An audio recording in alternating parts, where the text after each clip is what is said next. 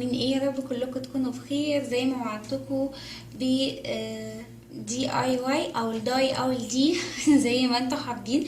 انا بس بحب اختصر في الوقت. يلا بقى بسرعة نبتدي علشان ورانا حاجات كتيرة قوي لذيذة قوي. يلا نبتدي. اول حاجة هنعملها مع بعض منظم الكتب او منظم اي حاجة في البيت، اوراق ليكي. احنا كل اللي محتاجينه علبة كورن فليكس او عبوة اريال، اهم حاجة تكون بالشكل ده، ومسطرة وقلم، وكمان حسب ما انتي هتغلفيها ممكن تستخدمي الصمغ الابيض او الصمغ الورق او السولوتيب، وهنستخدم القطر او المقص، وممكن كمان تستخدمي الشمع حسب التغليف. تعالوا نشوف ممكن نغلفها بايه.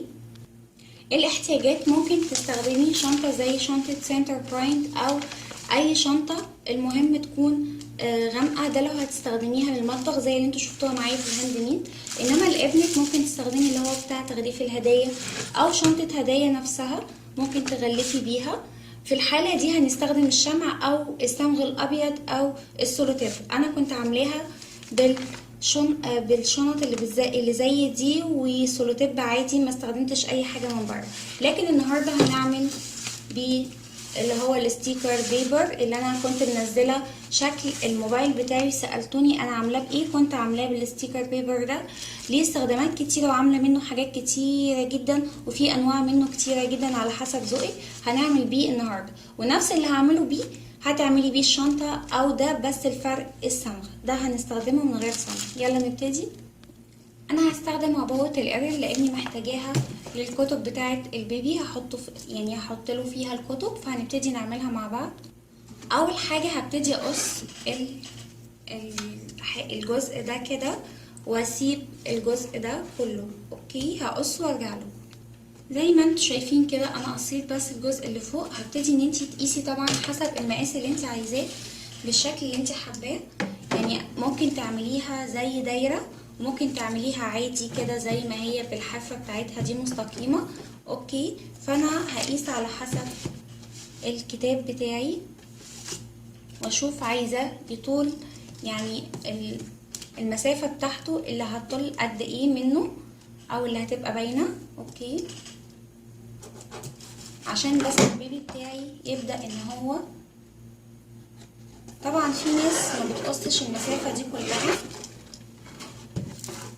هبتدي ان انا اوصل بالخط. ممكن تعمليها وتحفظي المقاسات وتنفذي نفس المقاس الناحية التانية. اوكي،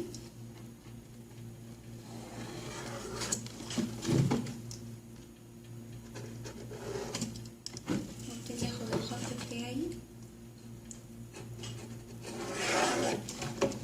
وعشان اتأكد بوقف المسطرة كده بالشكل ده عشان اعرف البداية والنهاية. وهبتدي ان انا اقص طبعا الجزء ده كله. اوكي، هقص الجزء ده واوريكم انا بقصه ازاي. انا طبعا حددت بالقلم الماركر عشان تشوفوها. اول حاجة هبتدي ان انا اقص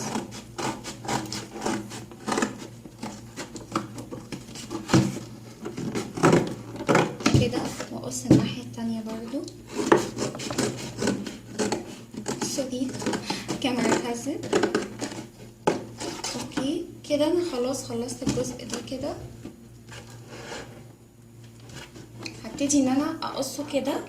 اوكي، وارجع اشيل دول عادي بكل سهوله. يبقى انتي شلتي الجزء الصعب، وده شكلها بعد ما اتقصت. طبعا تقدري ان انتي تخلي دي شكل منحدر، بتدي برضو شكل. هنا هبتدي ان انا اعمل دايره بمقاس، يعني هسيب سنتي تقريبا او 2 سنتي. اوكي، يعني مقاس سنتي 1 او 2، يعني عند 2 سنتي كده. هبتدي اعمل دايره هنا. اوكي، هبتدي ان انا اعملها بالقطر وارجع لكم.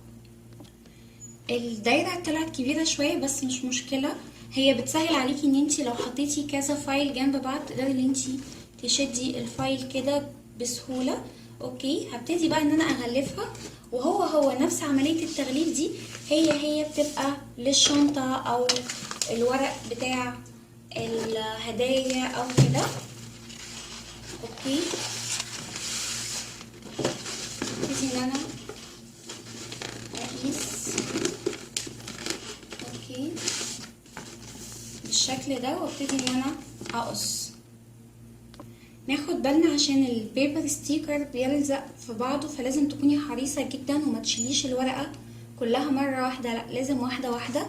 بنبدأ ناخد جزء جزء علشان نبدأ ان احنا نبقى كويسين جدا معاها، ونعرف كمان كده. وممكن كمان تستخدمي المسطرة للفرد. اوكي، هبتدي بقى ان انا اكملها. اوكي، واوريكم شكلها النهائي. حبيت اوريكم منظرها كده. انا عامله الورق بزياده لاني هدخله لجوه، هغلف بيه اللي جوه بدل ما احط ورقه بيضه بحيث يبقى كله لون واحد. ممكن انتي تغلفي اللي بره وجوه يبقى ورق ابيض. وعلشان تدخلي ده صح بتبدأي من الجوانب، وبتبدأي ان انتي تروحي قصة الورق. اوكي، عشان تقدري ان انتي تدخليه كويس. ماشي، بيبقى علشان بس يبقى معاكي مظبوط. وبتختاري طبعا اجمل حاجة ان انتي لما بتعملي حاجة في البيت تختاري الحاجة المناسبة ليكي وعلى ذوقك انتي.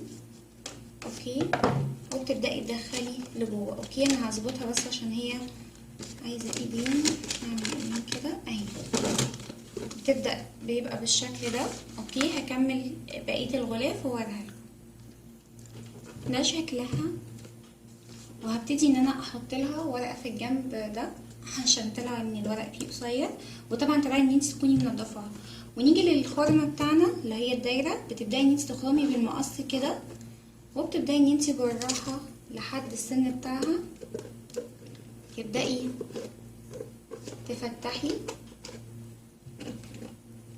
بالمقص وتدخلي لجوه. اوكي،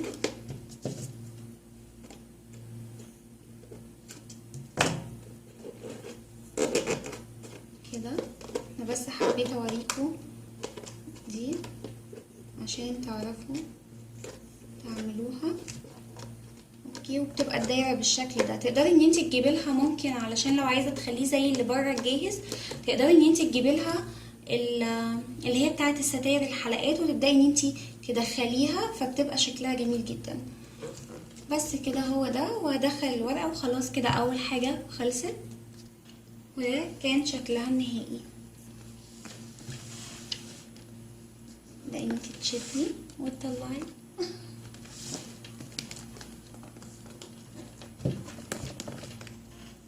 اتمنى تكون الفكره عجبتكم. معلش هي خدت وقت طويل شويه بس عشان كنت بقول بالتفصيل، والحاجات الكتير هتبقى في الفيديو اللي تحت. اشوفكم في الفيديو اللي جاي. باي.